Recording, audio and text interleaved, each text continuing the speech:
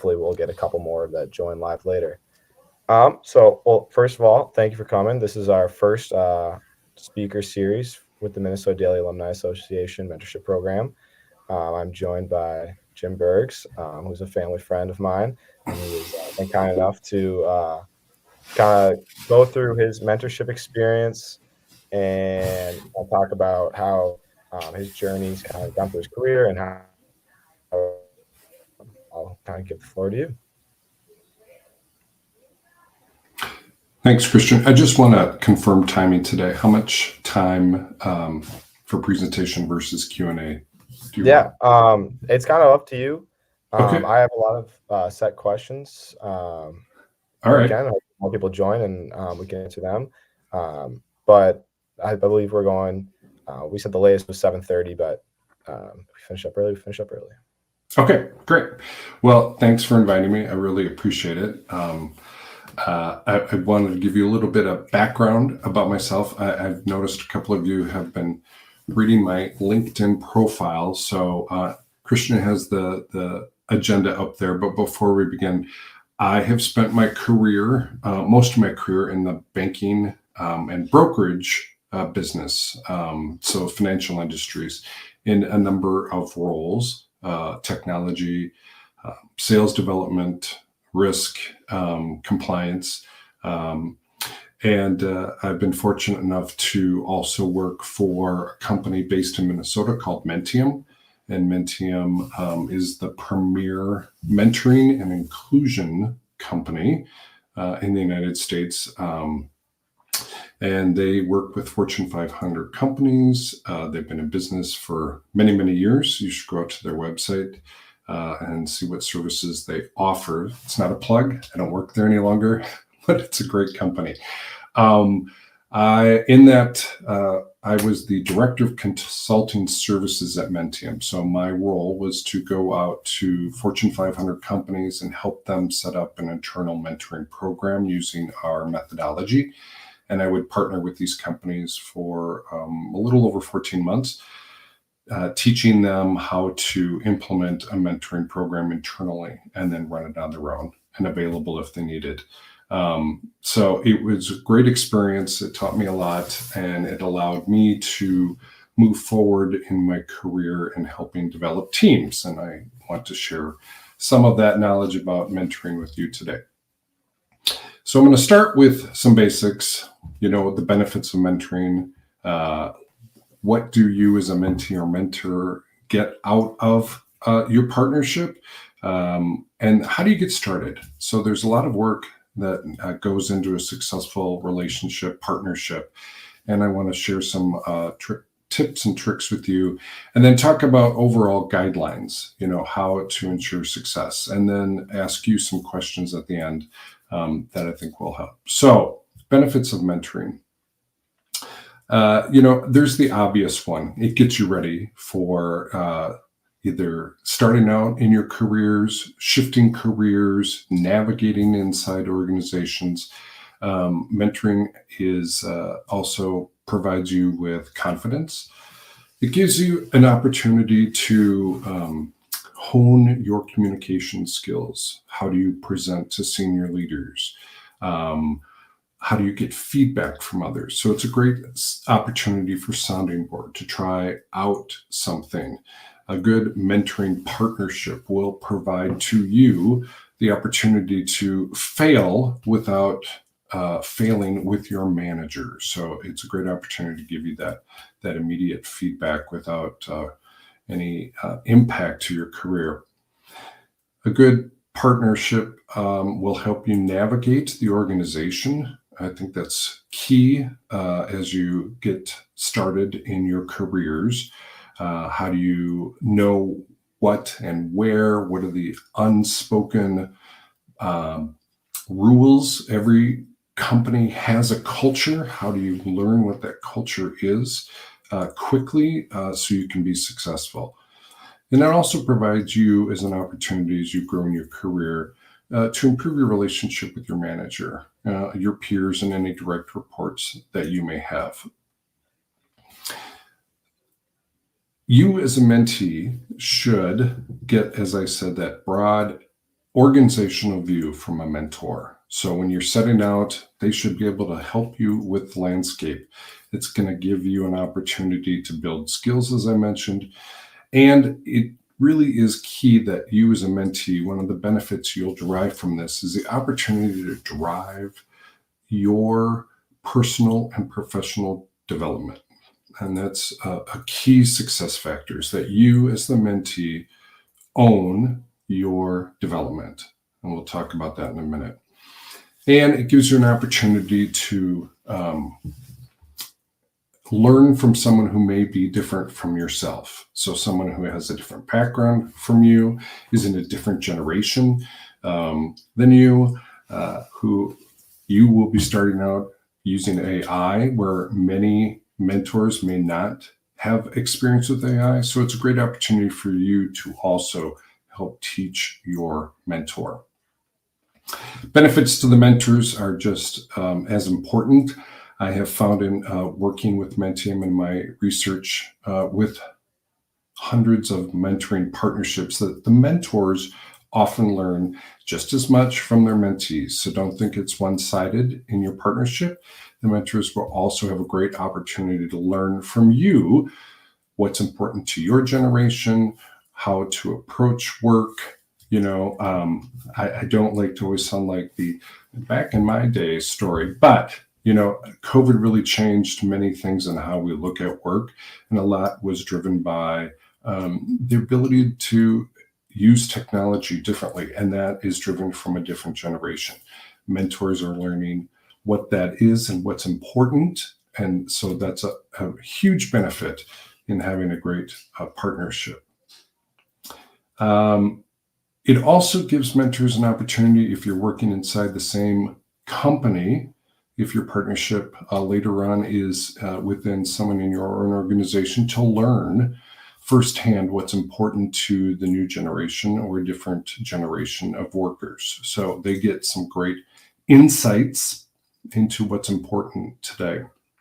And again, it provides an opportunity to learn from a different generational and diverse background. So you can see how some of the partnership benefits overlap each other quite well. I'm going to pause here, and I'm just going to stop and give you a little story about myself. So when I'm working with people, they often ask me, well, how did you get to where you were? What was your path? Could you share a little insight with that? So I'm going to start with the story back in my career. When I started out in business, I worked for a financial firm, and it was a smaller company, 3,000 people. And the headquarters was very small. And so you worked with many people. You got to know everyone in the company. And when I started out, I was switching jobs every couple of years. And I didn't switch jobs to follow a path. I didn't really know what I wanted to do when I started, but I was approached by people that I had worked with or that I had become friends with, who often said, hey, there's a role here we think you would be good at, or we'd like you to come over and work with us. And so that's how I did my career switching. And I did that for a few years, and I thought it was, pretty successful. I kept getting promoted, and I was approached to apply for a position within the company. And I went for the interview, made it through the first round. I went to the second round with the senior leader, and the senior leader really kind of stopped me in my tracks and said, why would I hire you? By reading your resume and knowing a little bit about you, it looks like you job hop quite often, like you're looking for the next great thing, and then you're not really invested in what you're doing. You seem to be looking for something better all the time. That person said, I don't know if I really want to invest in this new opportunity with you if you're just going to be a flight risk. And I tried to cover that up as best I could. And I was kind of deflated. It was the first time that I ever gotten any kind of feedback in an interview that I didn't think I was good as I thought I was, or that what I had been doing in my career path was what I should have been doing. I went back to my desk. There were the cube mate next to me asked me how it had gone in the interview, and I had just shared with them the feedback. And they said, well, do you want some feedback? And I said, sure. So they gave me some things to think about. And what I took away from that at that point in time was a couple things. One, optics, how I was perceived from the outside and internally about where my career was going. And then I also learned that I needed a response, how I was framing up what my career had been at that point.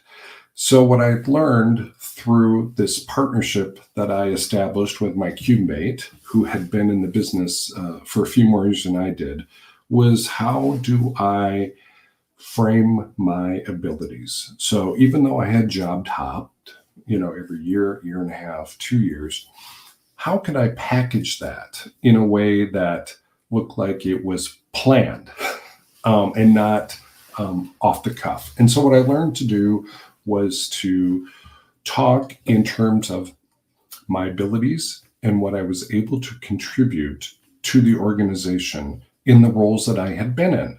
So it didn't matter if I was in one department or another department.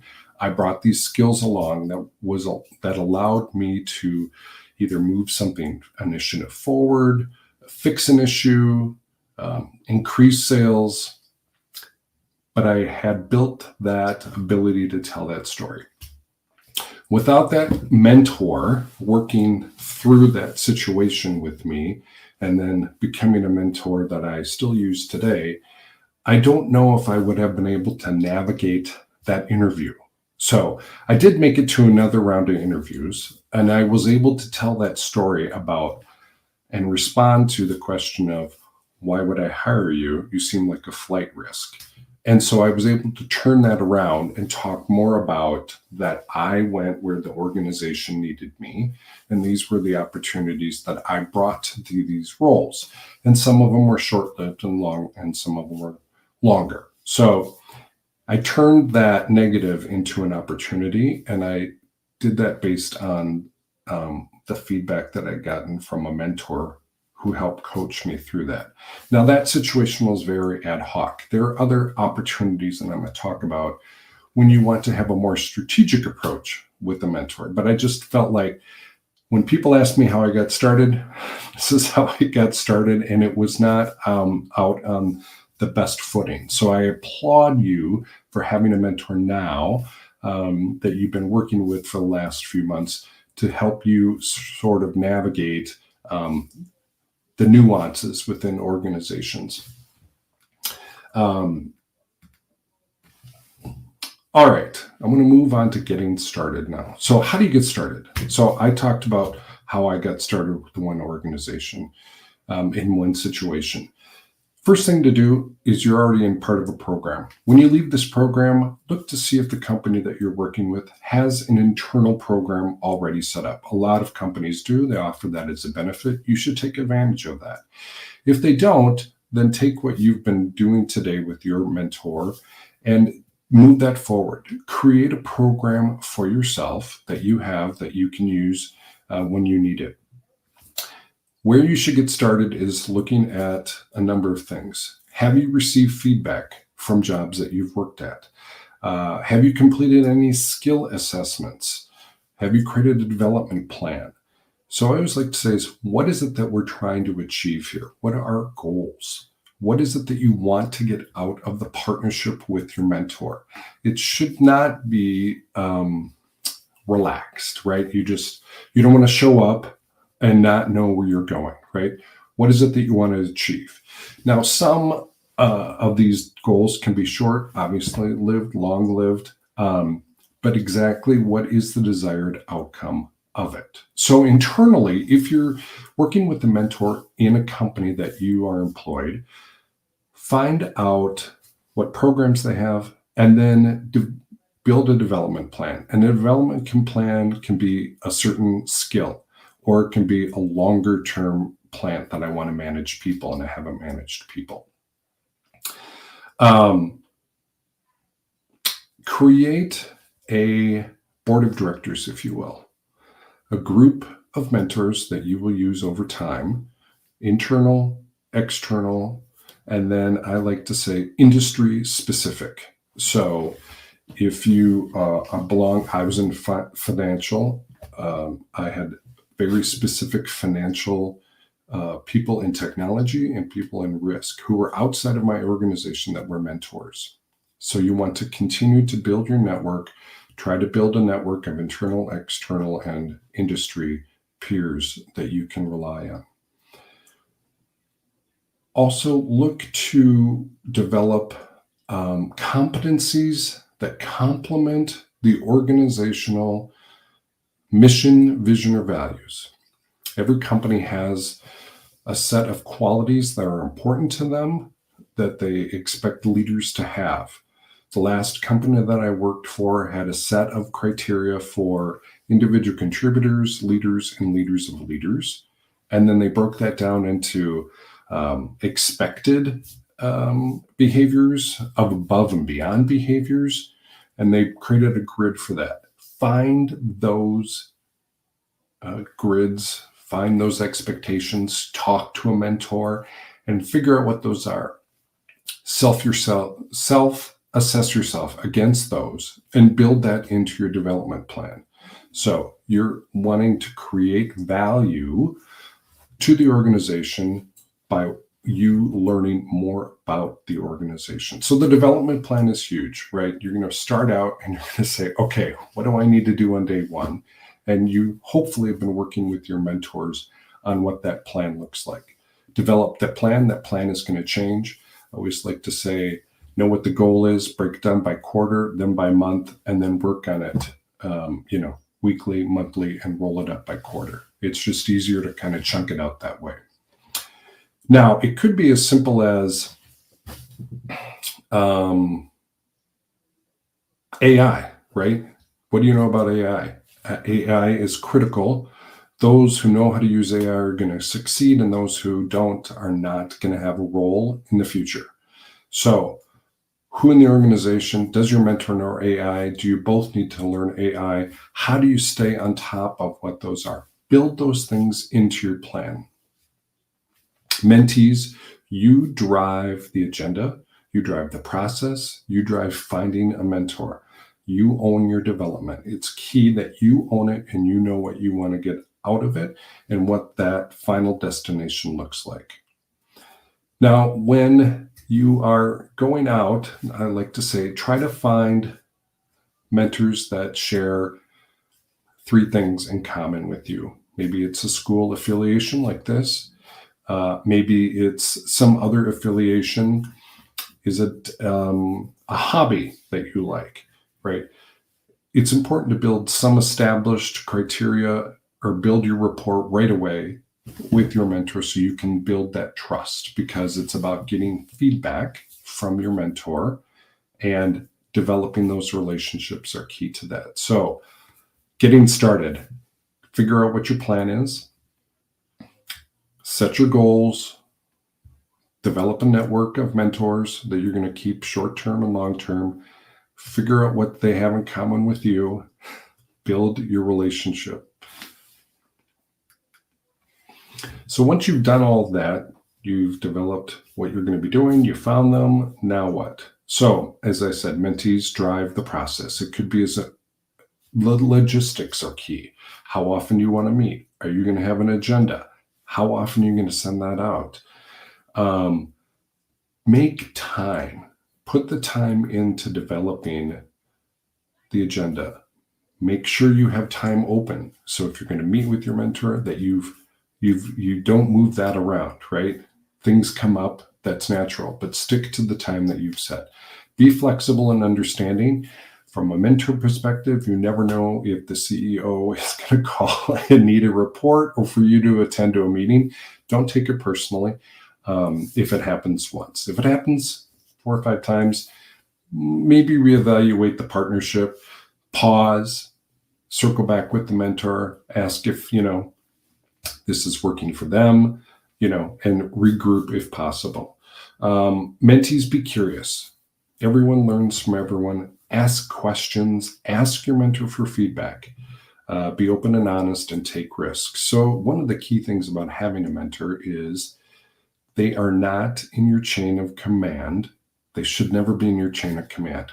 So when you're starting out in your career, make sure that you have, as I said before, internal, external, industry mentors that you can get feedback from. You don't want people who are going to be able to influence your career, or if you ask them what may be deemed a boneheaded question, that they carry that around and think, we're not going to move this person ahead or give them this assignment because they didn't get this, or they asked this question, or they committed a cultural faux pas by not understanding the culture. So again, be open and honest, take risks, but make sure you do it outside of that chain of command.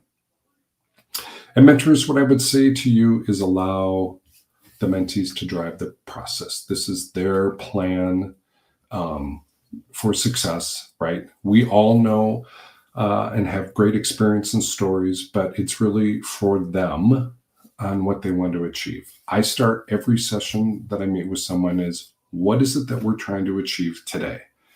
That's my first question that I ask mentees. I want to know what they want to get out of the session today.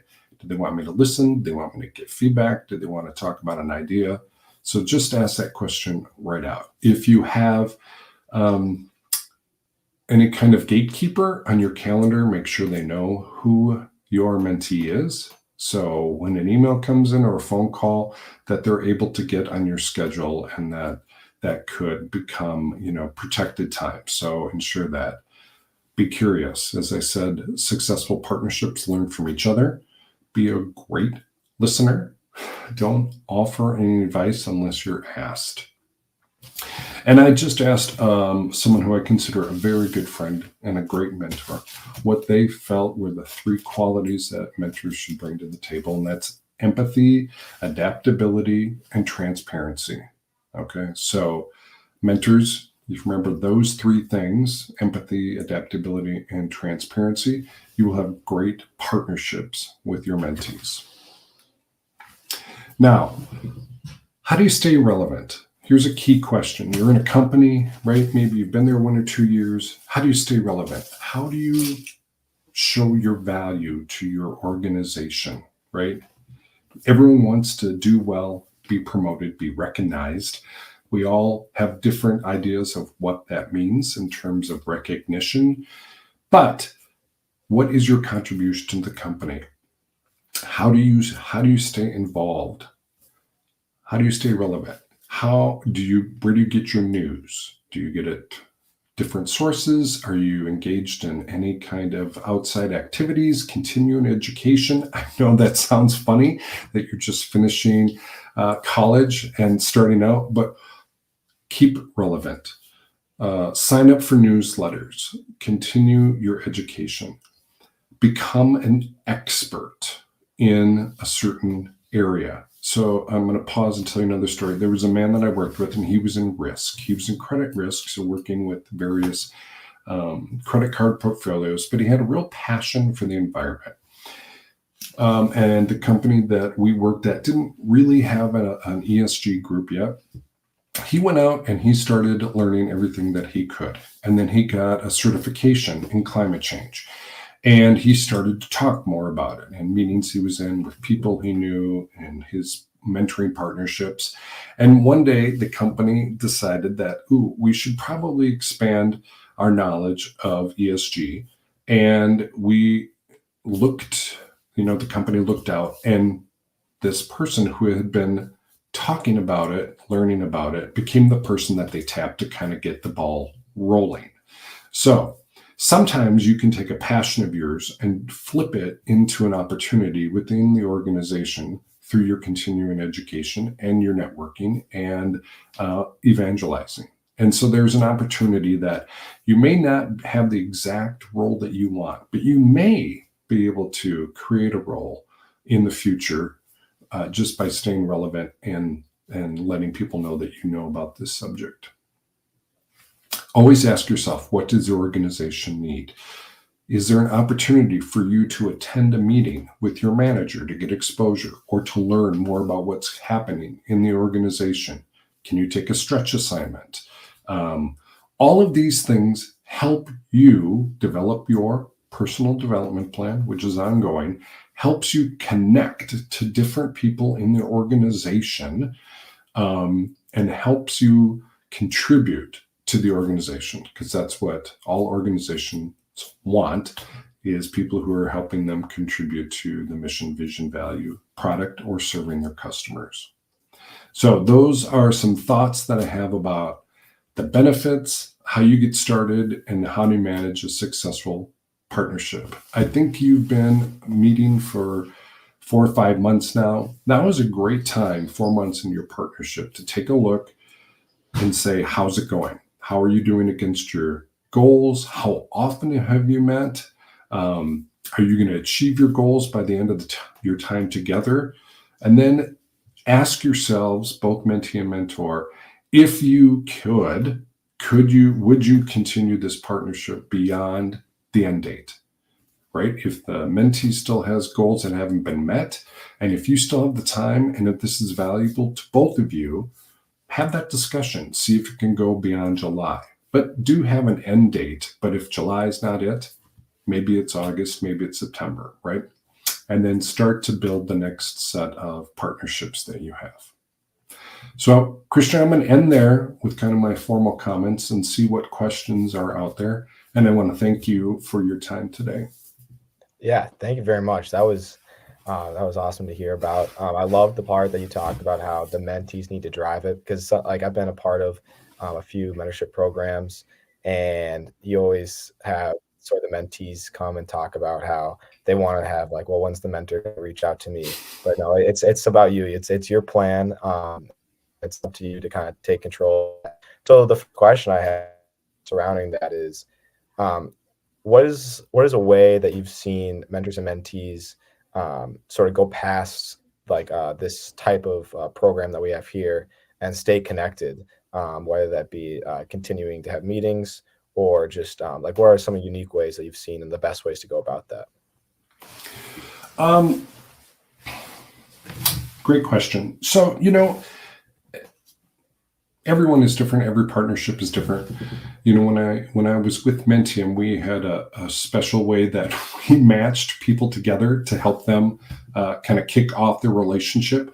And at this point, I would hope that each of your partnerships have figured out some commonality in there. I knew partnerships that never met in an office or, by video. They were runners. And so they would have their discussions out running. So is there an activity, right? If that's appropriate, that you can continue the partnership. At the end of the time together, I would do kind of a closure discussion, like what worked well for both of you. And then at that point, mentees, think about the relationship that you've had with this person for the number of X months. And is this someone that you want to add to your grouping of people?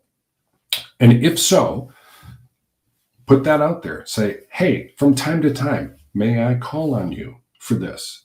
Are you available for that, right? So maybe the relationship changes, but you're still going to be partners, right? And it may be like, hey, can I call you, or can I reach out and find out a name from you in the future? That's what's building the network. Or, I want to ping you about a certain subject. Maybe the mentor doesn't know the subject very well, but they might know someone who does, right? So again, it's back to that connection.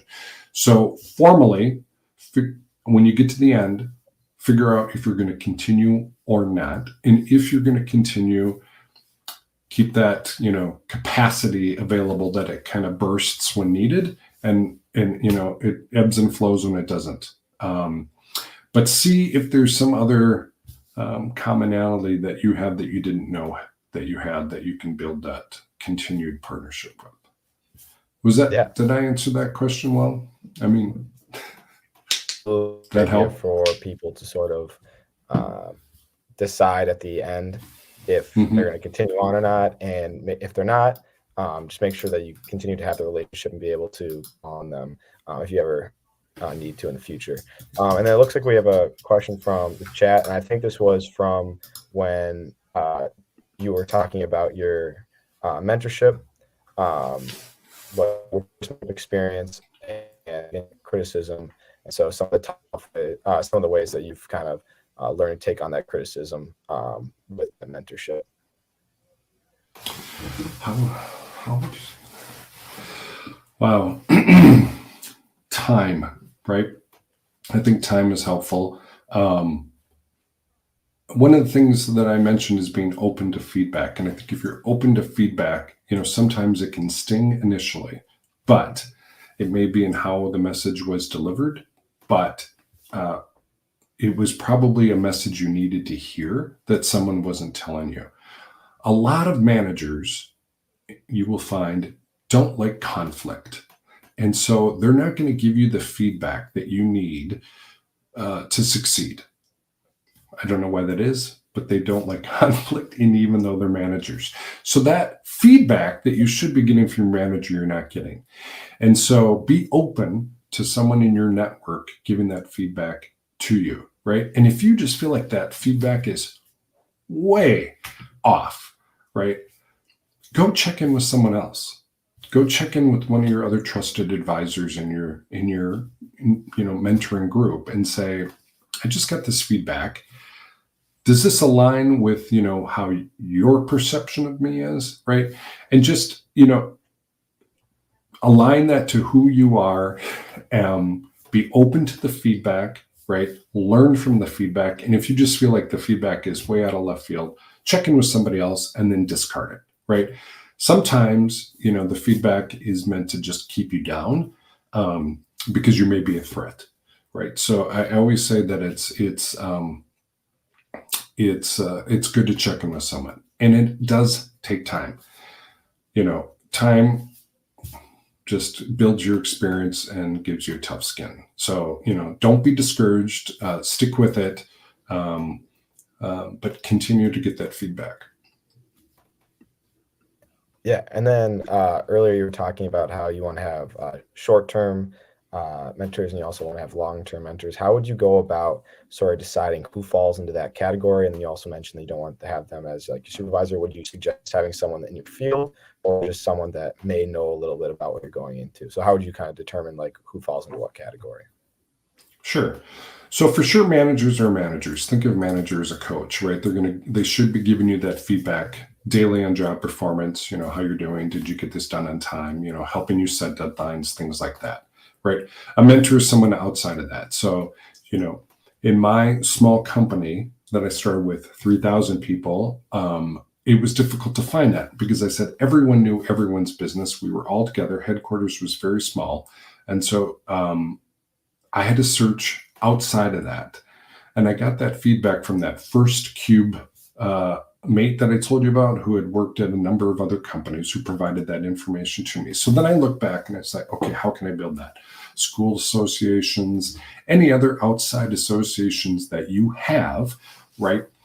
Look for people who are similar, not similar to you, right? You don't want to approach someone who is a mentor who's exactly the same as you, because then, you're going to get similar feedback or feedback that you already are aligned to. So I don't want to say you want a little of that friction, but you do want a little bit of that friction, right? You want someone who's a little bit different, has a little bit of a different background than you.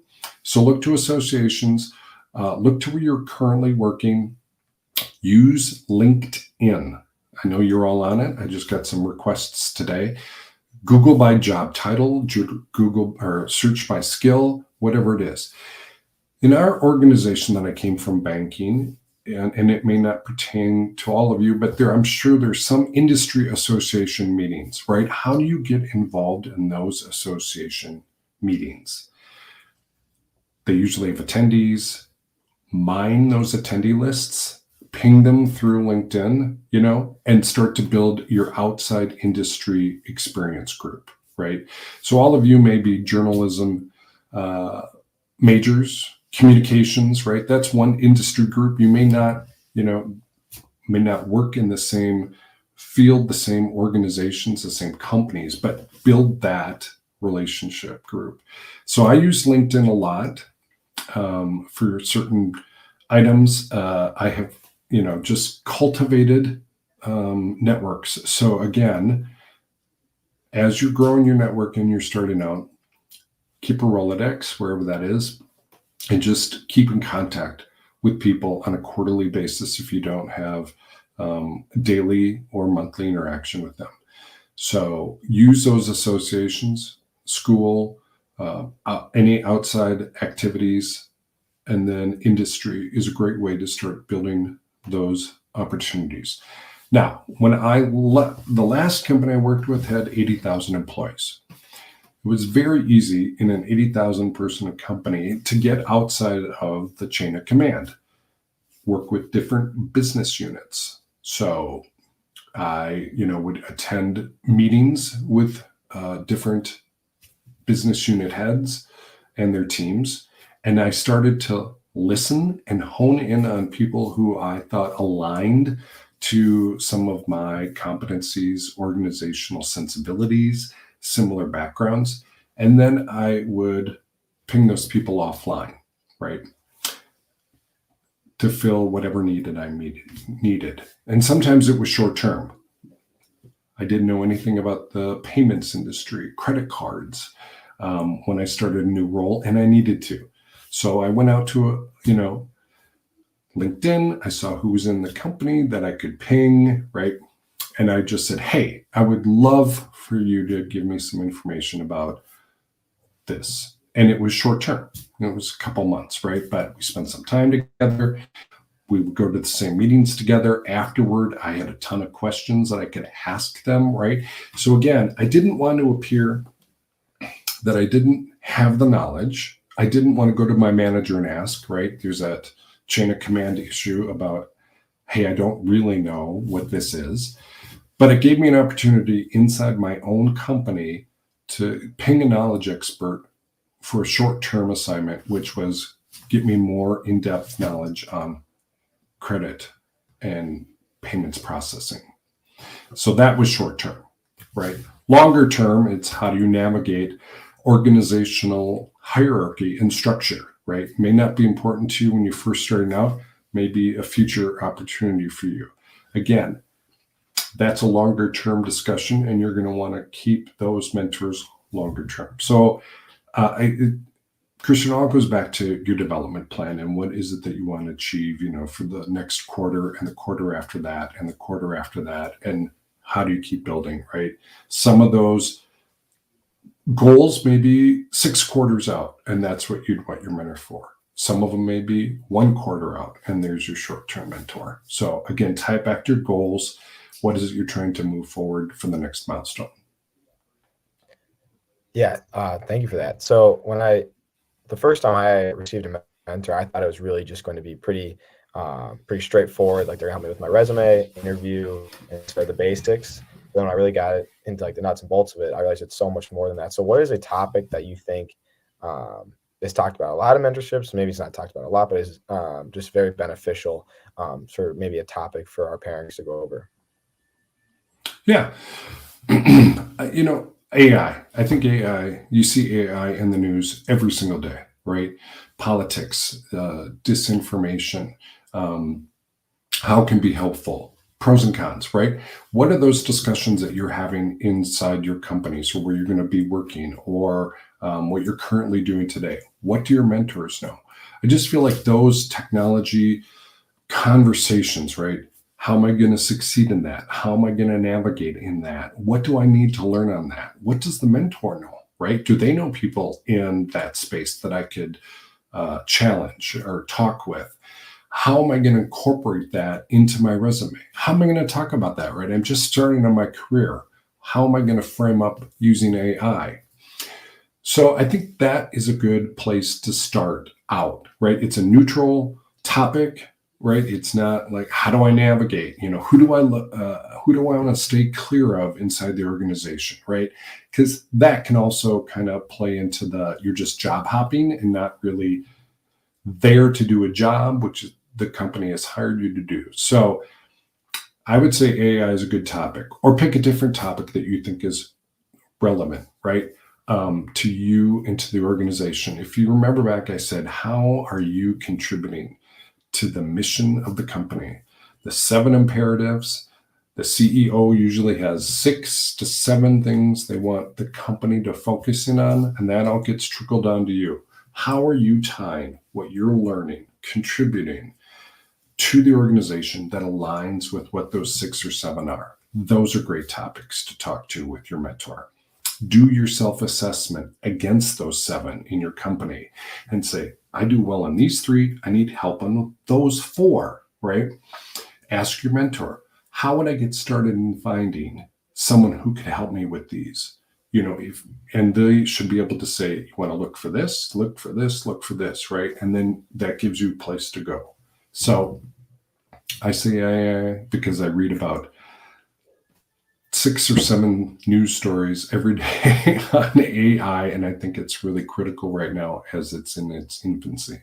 And you have a great opportunity starting on in your careers to really leverage that technology. Yes, I would definitely agree with that. Considering most of us are communications majors are going into HR, and AI is going to be very beneficial. So even though some of our maybe our professors don't agree with it, it's definitely going to be in the future. Just one more question from me. So you've worked in risk, you've worked with people that have been in risk. So you've kind of learned how to kind of like work on your feet quickly. And so what is something that the people that are going into the workforce right now that they can do to kind of develop that skill and make sure that they're ready to take on challenges right when they enter the office, because that's going to be a big step for everybody to make sure that they're the first hand raised and ready to just jump into a project? That's a great question. All right. Here's what I would say.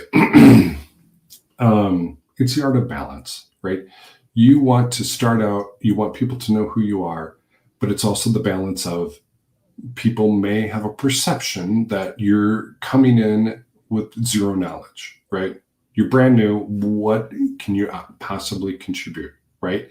So one of the things that you said is really great. Raise your hand, right?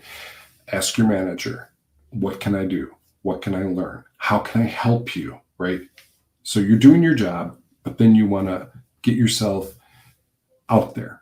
So is there a stretch assignment? Can I work with you on this issue, right? How can I help you with this particular item, right? Develop a relationship with your manager, I think is very key. Make yourself indispensable, right? So however you can do that, I think is critical, right? Managers want people that they can trust, that they can rely on, that they can lean on. They want a good, well-functioning team. How can you contribute to that, right? In terms of, resiliency, I think your group is ahead of the game because you're communication, marketing experts that understand technology. So how quickly can you do a data analysis, create a report, create a presentation, right? I worked with a senior manager one time on 37 presentations over a weekend. You just have to be resilient through that, even though you may end up with the same number 37 presentation as the first one, right? But that's part of the learning process. Some managers are very like, I need to see it. Okay, no, that's not what I want. I need to see it. You just need to go with the flow, right? And know that will happen. So again, if you are unflappable in those situations, they're going to remember that. Use your technology, your communication and marketing skills. Show them that you can do the work. Ask what you can do to help and contribute, right? Get involved. Don't go overboard getting involved. If the company has a number of resource groups, don't get involved in all of the resource groups that, you're doing 50% resource group work and 50% other work, right? So balance that out. And that's another way to build your network is through those resource groups. So I would say leverage your technology, your background. Let your manager know that you can help. Ask to help. Ask to get involved, right? and they will see that you can contribute, and they'll ask you to do more, right? And get in more involved in other things, right? Because you want those projects, you want the stretch assignments. That's where you're going to grow. That's where you're naturally going to show your talents to other leaders within the organization who may not be familiar with you because they're not in your business unit or chain of command, and they will see you in a different light. So again, just ask for those stretch assignments.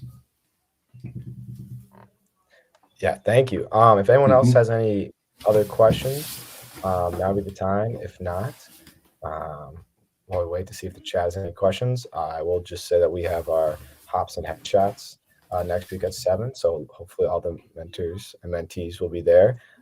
It's a good place to have maybe your meeting. But thank you very much. Looks like we don't have any questions right now. I found it extremely beneficial for myself, and I'm sure everyone else that was on it did as well.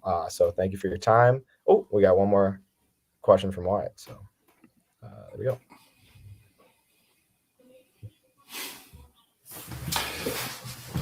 Sure. So I would just say, Wyatt, if you want to become a mentor, anyone can be a mentor, right?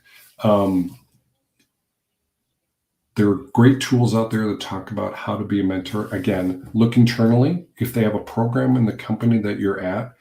Externally, Mentium is always looking for mentors.